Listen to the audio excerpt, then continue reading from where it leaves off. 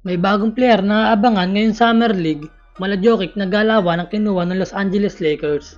At LeBron James hanggang ngayon ay wala pa ding natatanggap na offer sa Lakers. Mala Westbrook na galawan naman na napunta sa Lakers ngayong 2026 NBA Draft. Kinuha nga ng Los Angeles Lakers para sa 10 days contract ang big man 6'10" center na galing sa St. Louis na si Robbie Avila na mas kilalang Kareem Abdul-Jabbar. Marami ang nagsasabi na wala itong gagawin sa NBA dahil sa malamyang laruan. Babagal kumilos at hindi nga daw kakayanin ng pisikalan pag ito ay naglalaro na sa NBA. Ngunit kabaligtaran nga yan dahil ayon sa report ay kilalang kilala ito sa NCAA dahil sa laruan ito magaling magpasa dahil sa lawak ng vision nito sa court. At nag-average nga ito ng 12 points, 4 rebound at 4 assists. At may 40% shooting sa 3-point area.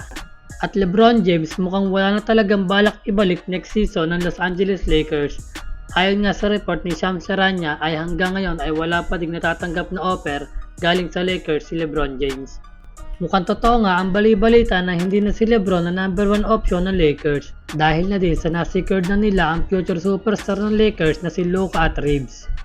Mukhang balak na talaga ng Lakers na i-trade na lang si LeBron James papuntang Cleveland kapalit ni Jarrett Allen dahil sentro nga ang kakulangan ng Lakers. At dumating na nga sa Los Angeles Lakers ang pinik ng Lakers ngayong NBA Draft 2026 na si Cameron Carr. Kita sa kanyang mukha kung gaano siya kasaya nung nakita niya ang kanyang jersey.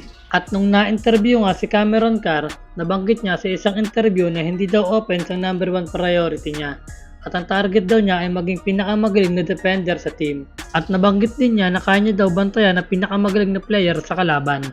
First things first is play defense. I feel like I gotta show that I'm the best defender here, plus on the defensive end, someone that they would like to guard the best player.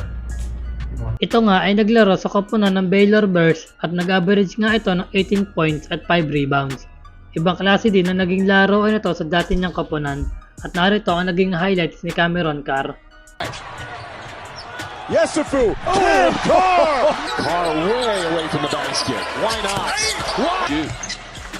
Pass into the paint, went for the dunk, contested by Carr. There it is. Off finds Lariat. Game early on second half. Carr!